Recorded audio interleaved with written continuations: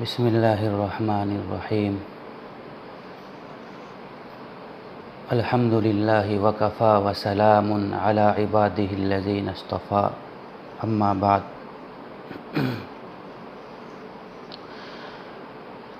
ایک بہت ہی کارآمد اور عبرت آموز سبق آموز چھوٹا سا واقعہ آپ کو سنانا چاہتا ہوں۔ یمن کا دارالسلطنت ہے صنعاء۔ صنعاء سے کچھ فاصلے پر ایک شخص رہتا تھا جو بہت ہی دیندار مومن پکا مومن دیندار شخص تھا، اور یہ شخص پہلی امتوں میں سے کسی امت میں گزرا ہے۔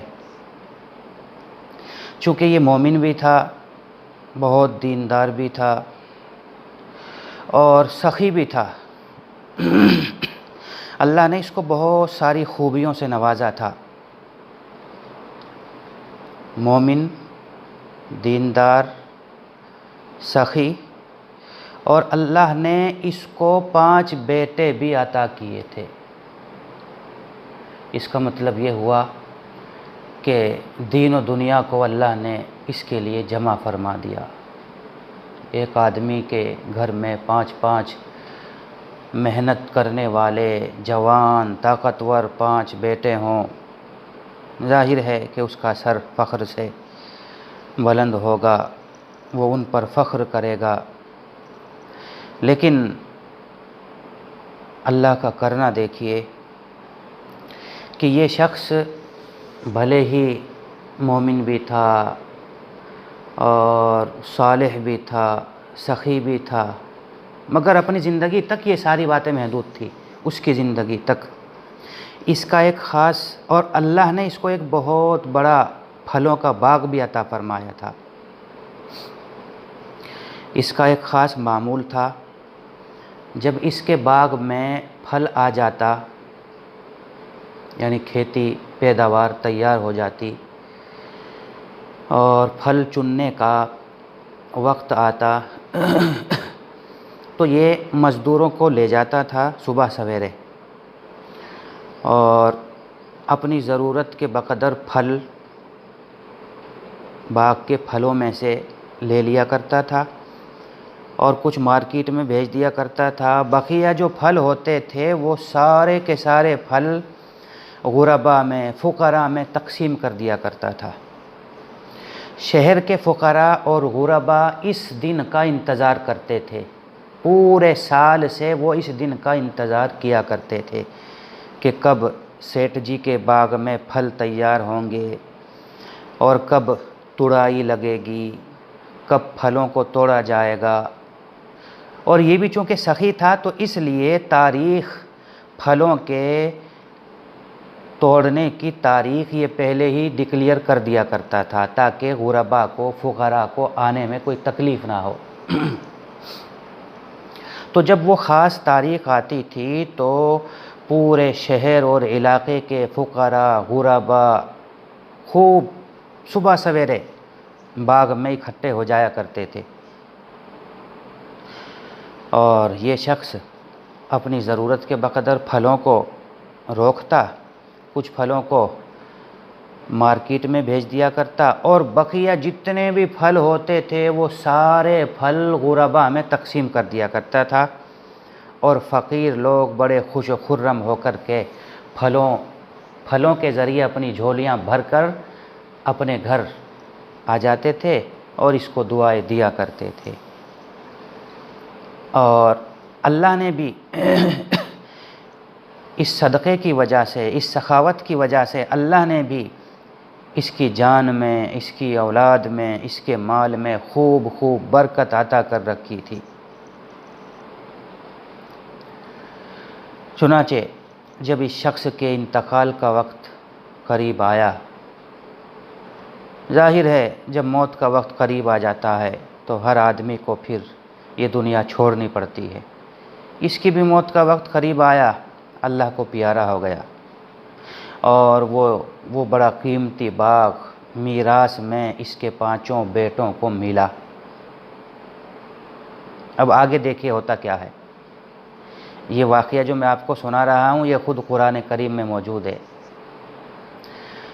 اور اللہ نے اس واقعے کے اندر ہمارے لیے، آپ کے لیے بڑی عبرت رکھی ہے۔ اللہ فرماتے ہیں کہ جب اس شخص کا انتقال ہو گیا اور یہ باغ میراث میں اس کے 5 بیٹوں کو ملا، تو یہ 5 بیٹے کہنے لگے کہ ہمارا باپ بڑا بیوقوف انسان تھا، الیاذ باللہ۔ کیا کہہ رہے ہیں؟ ہمارا باپ بڑا بیوقوف انسان تھا، بھلا دیکھو تو صحیح، یہ باغ ہمارے دادا نے لگایا، اور ہمارے والد کے پاس جب یہ باغ آیا تو ہمارا باپ کتنا بیوقوف تھا، اس باغ کے پھلوں کو وہ غریبوں کو لٹانے لگا، تقسیم کرنے لگا، اور گھر کچھ بھی نہیں لاتا تھا، بس تھوڑا بہت کھانے کے لیے گھر بھجوا دیا اور کچھ مارکیٹ میں بھیج دیے، اور بقیہ سارے پھلوں کو، اتنے قیمتی پھلوں کو سب کو غربا میں تقسیم کر دیتا تھا۔ آج کے بعد ہم ایسا نہیں ہونے دیں گے، کیونکہ اس باغ کے اندر ہم محنت کرتے ہیں، اس کے درختوں کو سیراب کرتے ہیں اور اس میں محنت کرتے ہیں، 6 مہینے یا سال کے بعد جا کر کے پھر کہیں یہ باغ پھل لاتا ہے، اور ہمارے باپ کی بیوقوفی دیکھو کہ پھل جو ہے وہ غربا میں تقسیم کر دیتا ہے، لہٰذا ہم اس بار ایسا نہیں ہونے دیں گے۔ اللہ کو ان 5 بیٹوں کی، اس مرحوم کے ان 5 بیٹوں کی اللہ کو یہ بات پسند نہیں آئی، پسند نہیں آئی۔ اور اللہ نے بھی کہا کہ ایک طرف تو ہمارا وہ بندہ تھا اکیلا اپنے بل بوتے پر وہ فیصلہ لے لیا کرتا تھا، اس نے آج تک فقر کا، غربت کا بالکل بھی اس کے دل میں ڈر نہیں آیا، دل کھول کر کے اللہ کے غریب بندوں کو کھلایا کرتا تھا، اور آج ایسے بڑے سخی کے یہاں یہ 5 بیٹے ہو گئے اور کہہ رہے ہیں کہ آج کے بعد ایسا نہیں ہوگا۔ اللہ کو یہ بات ان 5 بیٹوں کی پسند نہیں آئی۔ ہوا کیا؟ اللہ نے دیکھو کیسے کیا، فرماتے ہیں کہ جب باغ کے پھل تیار ہو گئے اور وہ تاریخ، جس تاریخ میں پھلوں کو توڑا جاتا تھا، جس تاریخ میں توڑائی لگتی تھی، جب وہ تاریخ آئی تو ان 5 بیٹوں نے آپس میں مشورہ کیا اور کہا کہ دیکھو، آج ہم صبح سویرے اپنے اپنے گھروں سے نکلیں گے، صبح سویرے بالکل اندھیرے نکلیں گے، اور اپنے باغ سیدھے پہنچ جائیں گے اپنے باغ کے اندر، اور ہم میں سے ہر ایک بھائی قسم کھائے، پکا ارادہ کرے کہ آج وہاں کسی غریبڑے کو وہاں آج گھسنے نہیں دینا ہے۔ بہت دن ہو گئے مفت کے پھل کھاتے کھاتے، بہت دن ہو گئے، لہذا آج ہم قسم کھاتے ہیں کہ ان میں سے کوئی بھی باغ میں داخل نہیں ہونا چاہیے، لہذا چلو اٹھو جلدی سے اور باغ کی طرف چلتے ہیں۔ اللہ فرماتے ہیں اذ اقسموا لیصرمنها مصبحین، او نادانو، اے مکہ کے کافرو، کیا تمہیں جو واقعہ ہم تمہیں سنانا چاہتے ہیں تمہیں معلوم ہے؟ تمہیں تو اس واقعے کی خبر بھی نہیں ہے۔ اللہ نے یہ واقعہ سورہ قلم کے اندر بیان کیا ہے جو مکی صورت ہے، اور اس واقعے کے ذریعے اللہ مکہ کے لوگوں کو سمجھانا چاہتے ہیں کہ تم لوگ اپنی تجارت پر کیوں اترا رہے ہو، تم لوگ اپنی اولادوں پر، اپنے طاقتور بیٹوں پر کیوں اترا رہے ہو؟ کیا تمہیں اندازہ نہیں ہے کہ ہماری نظر میں اس مال و دولت کی کوئی وقت نہیں ہے؟ لہٰذا تم اتراؤ مت۔ اور جو واقعہ ہم تمہیں سنا رہے ہیں، ذرا تم اس واقعے سے عبرت حاصل کرو کہ ہم آن کی آن میں ایک لمحے میں ہم کس طریقے سے حالات کو بدل دیتے ہیں۔ 1 منٹ پہلے کچھ اور تھا اور 1 منٹ کے بعد حالات ایسے بدل جاتے ہیں، ایسے بدل جاتے ہیں کہ آدمی سوچ بھی نہیں سکتا۔ انہی لوگوں کو دیکھو، اس سخی کے ان 5 بیٹوں کو دیکھو کہ وہ جب باغ کی طرف جا رہے تھے تو قسم کھا کر کے نکلے تھے کہ آج کسی غریب بڑے کو باغ میں گھسنے نہیں دینا ہے، اور ولا یستثنون، اللہ فرماتے ہیں کہ یہ لوگ اپنے اوپر کتنا بڑا ظلم کر رہے تھے، انہوں نے تو انشاءاللہ بھی نہیں کہا۔ ولا یستثنون سے پتہ چلتا ہے کہ یہ لوگ مومن تھے۔ جن لوگوں کا یہ واقعہ بیان کیا جا رہا ہے یہ کافر نہیں تھے۔ سوچنے کی یہی بات ہے۔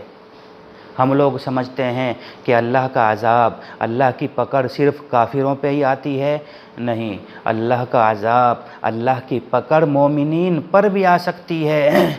جن لوگوں کا یہ واقعہ قرآن میں بیان کیا جا رہا ہے یہ مومن تھے، کافر نہیں تھے، منافق نہیں تھے، مومن تھے، اور ان کا باپ تو پکا مومن تھا، جیسے میں نے بتایا، مومن بھی تھا، سخی بھی تھا، صالح بھی تھا، یعنی نیک آدمی تھا، لیکن جب اللہ کی پکڑ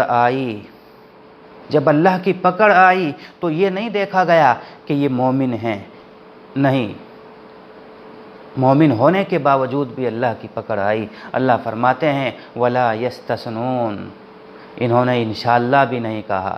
حالانکہ مومن کی شان یہ ہوتی ہے کہ جب وہ کوئی کام کرتا ہے تو وہ انشاءاللہ کہتا ہے۔ ان کو چاہیے تھا کہ یوں کہتے کہ صبح اٹھنے کے بعد ہم اپنے باغ میں جائیں گے اور انشاءاللہ اس کے پھلوں کو توڑیں گے، انشاءاللہ بھی نہیں کہا، اور نیت تو ان کی پہلے ہی سے خراب تھی۔ اسی لیے ہوا کیا، دیکھو ہوا کیا، اللہ فرماتے ہیں کہ جب یہ لوگ صبح سویرے اندھیرے دبے پاؤں چپکے اپنے باغ کی طرف چلے جا رہے تھے، اتنے چپکے چلے جا رہے تھے جیسے چور جاتا ہے، آپس میں چپکے باتیں کر رہے تھے تاکہ ہماری آواز کسی فقیر اور غریب کے کان میں نہ چلی جائے، چپکے سے جاؤ، اور باغ کی طرف بڑھے جا رہے تھے اور سوچ رہے تھے کہ آج تو کوئی آئے گا ہی نہیں، اور چپکے سے سارے پھلوں کو توڑ کر اپنے گھر لے آئیں گے اور مارکیٹ میں اتار دیں گے، کسی غریب کو پتہ بھی نہیں چلے گا، سارا کا سارا نفع ہمارے گھر میں آئے گا۔ مگر ہوا کیا، اللہ کو ان کی یہ بات ناپسند آئی۔ ہوا یہ کہ ان بیٹوں کے باغ تک جانے سے پہلے اللہ نے اس باغ پر ایک عذاب بھیجا۔ عذاب کیا تھا؟ ایک آگ مسلط کرتی، آگ، اور وہ باغ جل گیا، اور وہ سارے درخت بالکل بھسم ہو گئے، آندھی بھی تھی، طوفان بھی تھا، آگ بھی تھی، اور بالکل اس باغ کا نام و نشان مٹ گیا، نہ درخت ہیں، نہ پھل ہیں، نہ وہ سرسبز شاداب باغ ہے، نہ ہریالی ہے، سوائے ویرانے کے، سوائے اجاڑ کے وہاں کچھ نہیں تھا۔ جب یہ لوگ وہاں پہنچے تو وہاں پہنچنے کے بعد ان 5 بھائیوں میں سے ایک بھائی کہتا ہے انا لضالون، کہ بھائی ہم تو غلط جگہ آ گئے، اپنے گھر سے ہم باغ میں جانے کے ارادے سے نکلے تھے، لیکن لگتا ہے ہم غلط جگہ آ گئے، کیونکہ یہاں تو نہ ہمارا باغ ہے، نہ پھل ہیں، کچھ بھی نہیں، یہاں تو ایک ویران جگہ ہے، ایک اجاڑ جگہ ہے۔ لیکن ان 5 بیٹوں کے اندر ایک بیٹا ذرا سمجھدار تھا، وہ فوراً سمجھ گیا، اس کے ذہن نے فوراً کام کیا اور کہنے لگا کہ اے میرے بھائیو، ہم غلط جگہ نہیں آئے، ہم ٹھیک اسی جگہ آئے جہاں ہمارا باغ تھا، لیکن بات اصل میں کچھ اور ہے جو تم نہیں سمجھ رہے ہو۔ ذرا یاد کرو، اپنے والد بزرگوار کے طرز کو، اس کے عمل کو یاد کرو۔ ہمارا باپ آج کے دن غربا میں اعلان کرا دیا کرتا تھا کہ آج پھلوں کو، آج باغ میں تڑائی لگنے والی ہے، آج پھلوں کو توڑا جائے گا، لہٰذا پہنچو۔ اور سارے علاقے کے غریب لوگ وہاں پہلے ہی پہنچ جایا کرتے تھے۔ لیکن کیا آج ہم نے وہ طریقہ اپنایا؟ اپنے سخی اور مرحوم باپ کا طریقہ آج ہم نے اپنایا؟ نہیں اپنایا۔ اور میرے بھائیوں، یہ اسی کی سزا ہے۔ ہم غلط جگہ نہیں آئے، ہم اسی جگہ آئے جہاں ہمارا باغ تھا۔ اور ذرا تم ادھر ادھر نظر دوڑاؤ، چنانچہ اندھیرا تو تھا ہی، بھائیوں نے ادھر ادھر جو نظر دوڑائی تو وہ سچ مچ انہوں نے پایا کہ ہاں ہم اپنے باغ ہی کی جگہ ہیں، وہی نہر ہے، وہی مثلاً پہاڑ ہے، راستہ بھی وہی ہے، ساری چیزیں موجود ہیں۔ اگر کوئی چیز نہیں ہے تو وہ ہمارا سرسبز و شاداب باغ نہیں ہے۔ بھائی لوگ سمجھ گئے کہ ہم نے بہت بڑی غلطی کی، لہٰذا یہ دیندار سمجھدار بھائی جس کو اللہ نے تھوڑی سی عقل دی تھی، یہ اپنے بھائیوں کو ملامت کرنے لگا اور کہنے لگا الم اقل لکم لولا تسبحون، اے میرے بھائیوں، میں نے تو تمہیں پہلے ہی منع کیا تھا کہ تم جو طرز اختیار کر رہے ہو ہرگز یہ طرز اختیار مت کرو۔ مجھے ڈر تھا کہ کہیں نقصان نہ ہو جائے، اور جس چیز سے میں ڈرتا تھا آج وہ ہمارے سامنے ہے۔ میں تو پہلے ہی کہہ رہا تھا کہ ایسا مت کرو۔ الم اقل لکم، کیا میں نے تمہیں نہیں کہا تھا لولا تسبحون، کہ تم اللہ کی پاکی بیان کیوں نہیں کرتے؟ تم نے انشاءاللہ کیوں نہیں کہا؟ تم نے اللہ کا نام کیوں نہیں لیا؟ تم نے غریبوں کا حصہ پہلے ہی کیوں نہیں نکالا؟ تو چونکہ مومن تھے، اور مومن کی شان یہ ہوتی ہے کہ جب اس کو تنبیہ کی جاتی ہے، جب اس کو ڈرایا جاتا ہے تو وہ ڈر جاتا ہے، اس کو تنبیہ ہو جاتی ہے۔ چونکہ یہ مومن تھے اور ایک صالح دیندار سخی کے بیٹے تھے، کچھ نہ کچھ اپنے بزرگوں کی بھلائی، کچھ نہ کچھ اپنے بزرگوں کی نیکیاں اولاد میں تو منتقل ہوتی ہی ہیں، اس لیے یہ سارے کے سارے بھائی ڈر گئے اور توبہ کرنے لگے، کہنے لگے سبحان ربنا انا کنا ظالمین، اے ہمارے رب ہمیں معاف کر دے، ہم سے بہت بڑی غلطی ہو گئی، اور ہم کو چاہیے تھا کہ ہم اپنے باپ کے نقش قدم پر چلتے، لیکن ہم نے بہت بڑی بھول کر دی، اے ہمارے رب ہم نے واقعتاً ظلم کیا، ہم نے ظلم کیا، ہم معافی مانگتے ہیں۔ آپس میں ایک دوسرے کو ملامت کرنے لگے۔ یہ بھائی کہنے لگا کہ تیری وجہ سے ایسا ہوا، دوسرا کہنے لگا تمہاری وجہ سے ایسا ہوا، میں نے تو تمہیں سمجھایا۔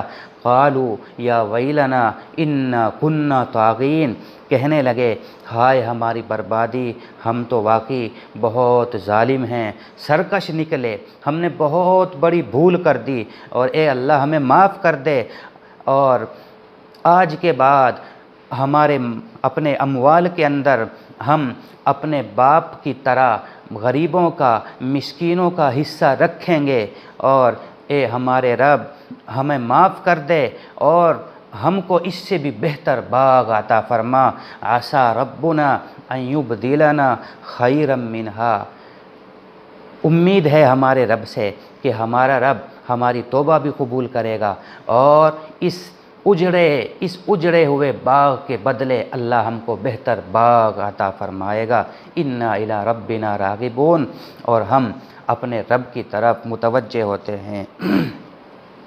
چنانچہ قرآن کریم میں یہ واقعہ یہیں تک بیان کیا گیا ہے، جبکہ ان لوگوں نے اللہ سے جو امید باندھی کہ بہت ممکن ہے اللہ ہم کو اس سے بھی بہتر باغ عطا کرے، تو اس سے بہتر باغ ان کو عطا ہوا یا نہیں ہوا قرآن کریم میں تو اس کا تذکرہ نہیں ہے۔ اللہ نے یہ واقعہ صرف یہیں تک بیان کیا۔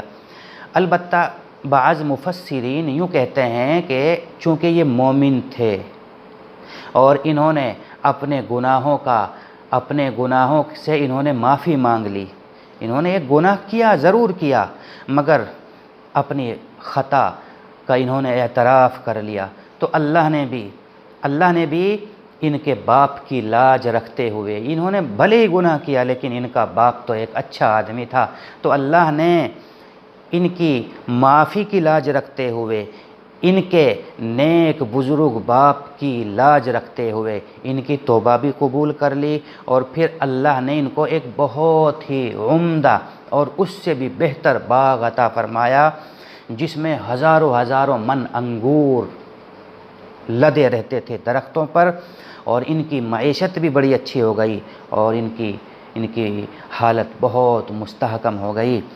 یہ واقعہ اللہ نے بیان کرنے کے بعد فرمایا کذالک العذاب۔ ابھی چونکہ میں نے آپ کو بتایا کہ یہ واقعہ اللہ نے سورہ قلم کے اندر بیان کیا ہے، اور سورہ قلم جو ہے وہ مکی صورت ہے، مکہ کے اندر نازل ہوئی۔ اس واقعے کے ذریعے دراصل اللہ سبحانہ و تعالی مکے کے کافروں کو تنبیہ کرنا چاہتے ہیں۔ تنبیہ کیوں کی؟ اگر آپ ان آیتوں کا شان نزول یعنی آیتیں کیوں اتری، اگر آپ اس میں غور کریں گے تو بات سمجھ میں آئے گی۔ یہ آیتیں جو اتری ہیں دراصل اس لیے اتری کہ مکہ کے کافر ظاہر ہے مسلمانوں سے بہت بہتر تھے مالی حالت میں، کیونکہ وہ لوگ تو بزنس کرتے تھے، تجارت کرتے تھے، اور بڑے بڑے قافلے ان کے مالوں سے لد پھند کر کے ملک شام جایا کرتے تھے۔ مسلمان بیچارے کمزور تھے، تو وہ لوگ مسلمانوں کو چڑھایا کرتے تھے۔ خاص طور سے ایک سردار تھا جس کا نام تھا ولید، تو یہ تو مسلمانوں کو بہت چڑھایا کرتا تھا۔ قرآن کریم کی آیتیں اترتی تھی تو یہ قرآن کی آیتوں کا مذاق اڑایا کرتا تھا، اور یوں کہا کرتا تھا ان ھذا الا اساطیر الاولین، کہ یہ باتیں، یہ آیتیں، یہ ساری جو کچھ محمد بیان کرتے ہیں یہ تو پہلے لوگوں کی من گھڑت باتیں ہیں، ایسا کچھ نہیں ہے، لہٰذا اس کی باتوں میں تم مت آؤ۔ تو اس پر یہ آیتیں نازل ہوئی جن آیتوں میں اللہ نے یہ واقعہ بیان کیا اور فرمایا کہ اے مکہ کے لوگوں انا بلوناہم کما بلونا اصحاب الجنہ، اے مکہ کے لوگوں تم اپنی تجارت پر، تم اپنی بزنس پر، تم اپنے روپیے پیسے پر زیادہ گھمنڈ مت کرو۔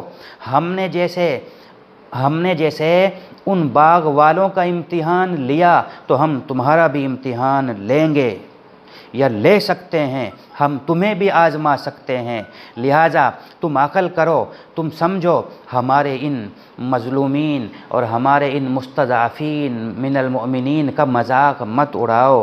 اللہ فرماتے ہیں کذالک العذاب، اے مکہ کے لوگوں سمجھ جاؤ اللہ کا عذاب ایسے ہی آتا ہے۔ چنانچہ کہاوت ہے اللہ کی لاٹھی میں آواز نہیں ہوتی۔ اس واقعے سے یہی پتہ چلا، ان لوگوں کو تو بھنک بھی نہیں لگی، ان باغ والوں کو بھنک بھی نہیں لگی کہ کب ہمارا باغ آن کی آن میں خاکستر ہو گیا۔ تو واقعی سچ کہا ہے کسی نے کہ اللہ کی لاٹھی میں آواز نہیں ہوتی، وہ جب پڑتی ہے تو پتہ بھی نہیں چلتا، جیسا کہ ان لوگوں کا حال ہے۔ یہ تو مزے سے چپ کے باتیں کرتے ہوئے اپنے باغ کی طرف بڑھ رہے تھے، لیکن وہاں جب پہنچے پتہ چلا کہ نہ باغ ہے، نہ باغ کی ہریالی ہے، نہ تر و تازہ پھل ہیں، سب کچھ اجڑ چکا ہے۔ وَلَعَذَابُ الْآخِرَةِ اکبر، اور اللہ کا عذاب واقعی بہت ہی ڈینجر ہوتا ہے۔ لَوْ كَانُوا يَعْلَمُونَ، کاش کہ یہ لوگ سمجھتے۔ تو میرے بھائیوں، اس واقعے سے ہم کو یہ نصیحت پکڑنی چاہیے، یہ سبق لینا چاہیے کہ اللہ کا عذاب کافروں ہی پہ نہیں آتا، بلکہ اللہ کی پکڑ مومنین پر بھی ہو جاتی ہے۔ جیسا کہ یہ لوگ مومن تھے لیکن انہوں نے اپنے مال کے اندر غریبوں کا حصہ نہیں نکالا تو اللہ نے پکڑ کی اور ان کے باغ کو برباد کر دیا، ان کے باغ کو اجاڑ دیا۔